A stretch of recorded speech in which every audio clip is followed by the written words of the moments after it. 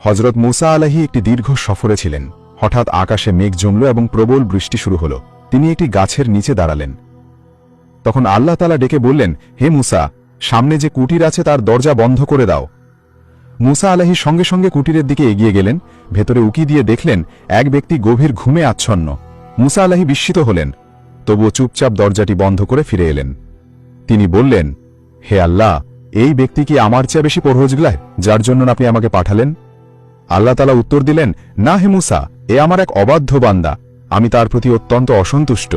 মূসা আলাইহি আশ্চর্য হয়ে জিজ্ঞাসা করলেন, তাহলে কেন আমাকে পাঠালেন? আল্লাহ তাআলা বললেন, হে মূসা, যদি বৃষ্টির একটি ফোঁটাও তার শরীরে পড়ত তবে সে আমার নাম নিয়ে আমাকে ডাকত, আর আমার নামের সম্মান রাখার জন্য আমি তাকে ক্ষমা করে দিতাম। এ কথা শুনে মূসা আলাইহির চোখে জল চলে এলো। তিনি বললেন, হে আল্লাহ, নিঃসন্দেহে আপনিই সর্বশ্রেষ্ঠ ক্ষমাকারী।